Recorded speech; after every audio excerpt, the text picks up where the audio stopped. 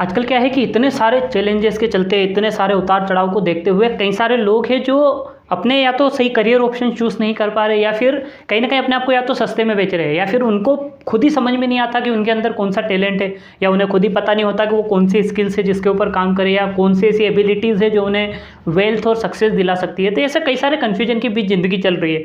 लेकिन मैं आपसे एक ही चीज़ कहूँगा कि कभी अपने आप को सस्ते में ना बेचें, क्योंकि आपका जो टैलेंट है, आपका जो एबिलिटी है, उसको पहचाने, अपनी स्किल्स को डेवलप करें।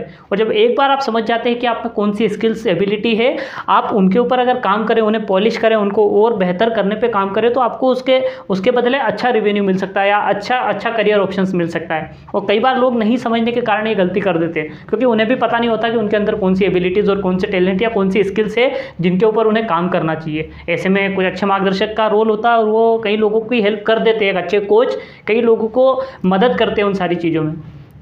एक बार का एक किस्सा है कि एक बार एक आदमी अपने घर से निकलता है, और घर से निकलने के बाद वो अपने ही कॉलोनी की एक सब्जी की दुकान पर पहुंचता है, और सब्जी वाली को बोलता है कुछ सब्जी देने के लिए। वो जब उसे सब्जी दे देती है तो वो उससे पैसे की डिमांड करती है, तो वो उसे $20 का एक नोट देता है। सब्जी वाली उससे $20 का नोट देती है। अपने पैसे काटने के बाद बचा हुआ जो भी अमाउंट होता है वो चेंज उसे वापस कर देती है। लेकिन वो देखती है कि जब वो पैसे लेकर वो आदमी चला जाता, तो वो अपने हाथों को देखती, तो वो देखती कि उसके हाथ पर कलर आ गया है। तो पहले उसे लगा कि हो सकता है किसी सब्जी से आया हो, लेकिन उसे एक अलग तरह का कलर लगा। तो फिर उसका ध्यान गया कि यार कहीं ना कहीं हो सकता है कि ये कलर इस आदमी के पास से आया है। उन्होंने कहा इस आदमी ने मुझे एक नोट दिया था, हो सकता है उस नोट से आया हो। लेकिन उसकी कॉलोनी का ही आदमी था, अक्सर आकर सामान ले जाया करता था, इसलिए उसका ध्यान गया नहीं। लेकिन फिर भी उसने अपनी तसल्ली के लिए जब उस नोट को निकाला और उस पर देखा, तो उस नोट पर जहाँ उसका हाथ लगा था, उसका हाथ गीला था, वहाँ से कलर निकल गया है। उसने नोट अलट पलट कर देखा, तो उसे कहीं से भी ऐसा नहीं लगा कि वो नोट नकली है। उसे लगा कि ये नोट तो असली है, लेकिन इसका कलर छूट गया है। अब जब उसकी शंका का कोई समाधान उसे नहीं मिला, तो उसने यही बात पुलिस से कही। जब उसने पुलिस से कही तो पुलिस वहाँ पर आई। पुलिस ने भी कोशिश करी उस नोट को चेक करने की, लेकिन पुलिस को भी दो बातें थी वहाँ पर। एक तरफ तो उनको लग रहा था कि ये नोट असली है, और दूसरी तरफ उन्हें ये लग रहा था कि इस नोट ने कलर कैसे छोड़ दिया। तो फिर उन्होंने कुछ विशेषज्ञ लोगों को बुलाया, उनसे उनकी जाँच कराई नोट की, तो पता चला कि वो नोट नकली था। लेकिन उसे देखकर या उस नोट को आंखों से देखकर कोई भी साधारण व्यक्ति ये नहीं समझ सकता था कि वो $20 का नोट नकली है। तो फिर उस आदमी के बारे में पूछा गया कि भैया ये नोट सब्जी वाली को किसने दिया।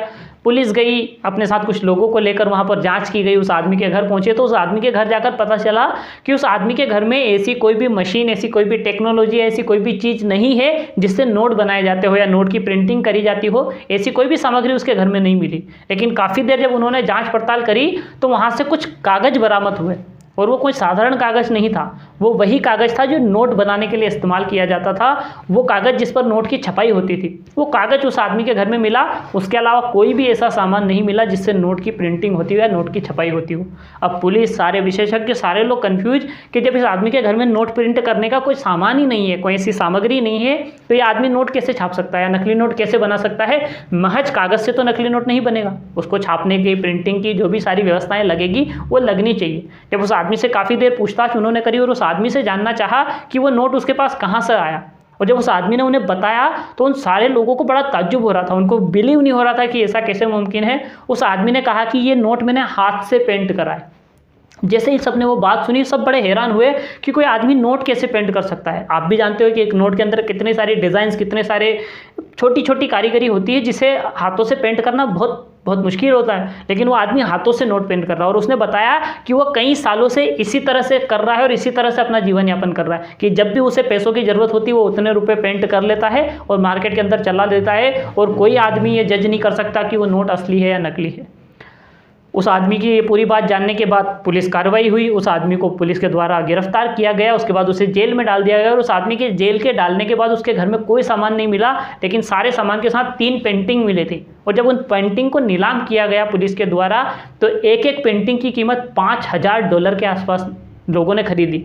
सोच कर देखिए सर, एक आदमी जिसके पास इतना अच्छा हुनर था, जो इतनी अच्छी पेंटिंग कर सकता था, इतनी अच्छी कारीगरी कर सकता था, यहाँ तक कि नोट को पेंट कर सकता था, इतनी एबिलिटी थी उस आदमी के अंदर, जिसकी एक एक पेंटिंग की वैल्यू $5000 हो सकती थी, लेकिन वो अपना टैलेंट $20 का नोट बनाने में खर्च कर रहा था। यही तो हमारे साथ होता है दोस्त। कई बार हमारे पास बहुत कीमती चीज़ें होती है, बहुत कीमती टैलेंट होता है, लेकिन उसे हम छोटी छोटी चीज़ों के अंदर, छोटे छोटे कामों के अंदर, छोटे छोटे मसलों के अंदर लगा देते हैं और कहीं ना कहीं वहाँ नहीं पहुँच पाते जहाँ पर लाइफ में पहुँचा जा सकता है। तो दोस्त मेरा आपसे यही सजेशन है, अपने स्किल्स, अपनी एबिलिटीज़ के ऊपर काम करिए, क्योंकि लाइफ बहुत प्रीसियस है, एक बार हमें मिली है और जब समय निकल जाता है ना तो बहुत सारी परेशानियाँ खड़ी होती, बहुत सारा प्रेशर के अंदर लोगों को काम करना होता है। तो समय रहते इन चीज़ों को समझिए, अपने टैलेंट, अपनी स्किल्स को पहचानिए, उसके ऊपर काम करिए। आप लाइफ में वो ऊंचाइयां पर पहुंच सकते हो जिनका सपना आप लोग देखते हैं। दोस्त अगर आपको स्टोरी, किस्सा और इसका मोरल अच्छा लगा तो इसे लाइक करिए और लोगों के साथ इसे शेयर करिए और चैनल को सब्सक्राइब करके रखिए ऐसे ही हमारे साथ जुड़े रहने के लिए।